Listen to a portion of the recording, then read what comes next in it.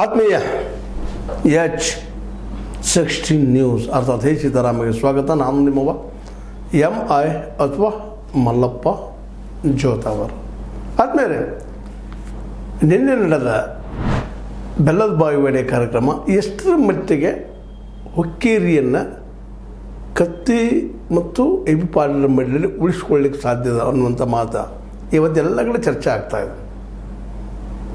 ಫಂಕ್ಷನ್ಗೆ ಕೆಲವರು ಬಂದಿರಲಿಲ್ಲ ಅನ್ನೋ ಒಂದಿಷ್ಟು ಅಸಮಾಧಾನ ಬಿಟ್ಟರೆ ಜನರಲ್ ಪ್ರಭಾವ ಬೀರಿದೆಯಾ, ಸಾಮಾನ್ಯರಿಗೆ ಹೋಗಿ ಮುಟ್ಟಿದೆಯಾ ಸಂದೇಶ ಅನ್ನುವಂಥದ್ದು. ಯಾಕಂದ್ರೆ ಉಮೇಶ್ ಕತ್ತಿ ಅನ್ನೋ ಹೆಸರು ಅದರಷ್ಟಕ್ಕದೇ ಹುಕ್ಕೇರಿ ಭಾಗದಲ್ಲಿ ಬಹಳ ಪ್ರಚಲಿತದಲ್ಲಿದ್ದಂಥ ಹೆಸರು. ಅಷ್ಟೇ ಅಲ್ಲ, ಪ್ರತಿ ಮನೆಯಲ್ಲೂ ಪ್ರತಿ ವ್ಯಕ್ತಿಯೂ ಉಮೇಶ್ ಕತ್ತಿ ಯಾರ ಅನ್ನೋದು ಈಗಂತೂ ಸ್ಪಷ್ಟ ಆಗಿರುವಂಥ ವಿಷಯ. ಅದರಲ್ಲೂ ಸ್ವಾಭಿಮಾನಿ ಬಳಗ, ಹುಕ್ಕೇರಿ ಬಳಗ, ಇದು ಎಷ್ಟು ಮಟ್ಟಿಗೆ ಇಫೆಕ್ಟ್ ಆಗ್ತದೆ ಜಾರಕಿಹೊಳಿ ಮತ್ತು ಜೊಲ್ಲೆ ಅವರ ಒಂದು ಸಂಘಟನೆಗೆ ಅಂತೇಳಿ. ಒಂದು ಮಾತಂದ್ರೆ ಸತ್ಯ, ಅದರಲ್ಲಿ ಎರಡು ಮಾತಿಲ್ಲ. ಕತ್ತಿ ಮತ್ತು ಎಬಿ ಪಾಟೀಲ್ ವಿರೋಧವಾಗಿ ಇಲ್ಲಿ ನಿಲ್ಲುವ ಜನರನ್ನು ನೋಡಿದಾಗ ಅಲ್ಲೇ ಜಾರಕಿಹೊಳಿ ಮತ್ತು ಜೊಲ್ಲೆ ಗುಂಪಿಗೆ ಅಥವಾ ನಮ್ಮ ಈ ಒಂದು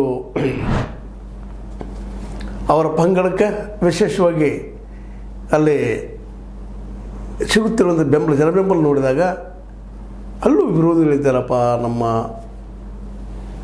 ಕತ್ತಿ ಸಹೋದರರಿಗೆ ಅಂತಾರೆ ಅಥವಾ ಎಬಿ ಪಾಟೀಲ್ರಿಗೆ.